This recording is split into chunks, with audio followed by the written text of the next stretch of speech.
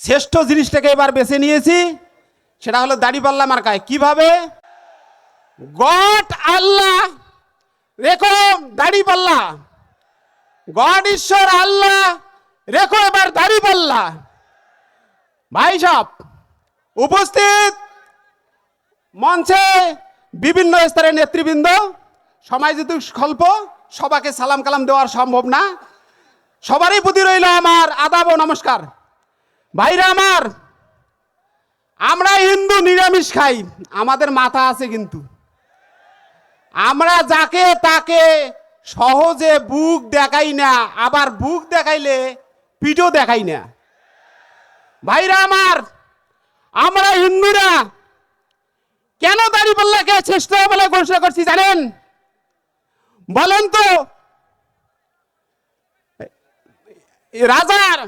রাজার যদি রাজ্যই না থাকে তাহলে জনগণ দিয়ে কি লাভ হবে?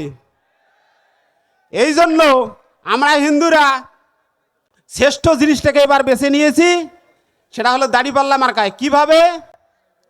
বলেন তোর হাঁসের মধ্যে সর্বশ্রেষ্ঠ কি? রাজহাঁস।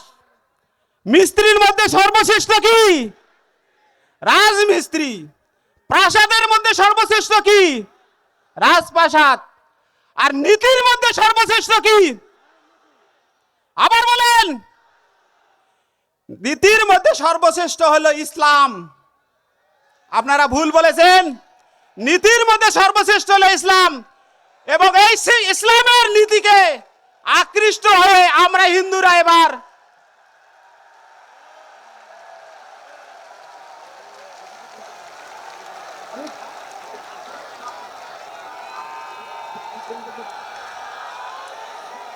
ভাইরা আমার, এই ইসলামের আদর্শ অনুপ্রাণিত হয়ে আমরা যখন হিন্দুরা শতভাগ ভোট দেওয়ার চেষ্টা করতেছি, আর আপনারা 92% মুসলমান ভাইরা এখনো আপনারা কোনো সিদ্ধান্ত উপনীত হতে পারেন নাই,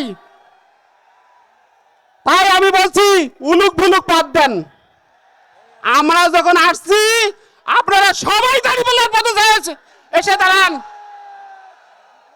এই বলে আমি আমার সংক্ষিপ্ত কথা শেষ করছি। ভাইরা আমার, আপনারা সবাই দাড়িপাল্লার ভোট দিয়ে জয়যুক্ত করবেন, রাজু ভাইকে এমপি বানাবেন, আর শফিকুর ভাই রাজু ভাইকে মন্ত্রী বানিয়ে এই এলাকায় পাঠিয়ে দেবে ইনশাল্লাহ।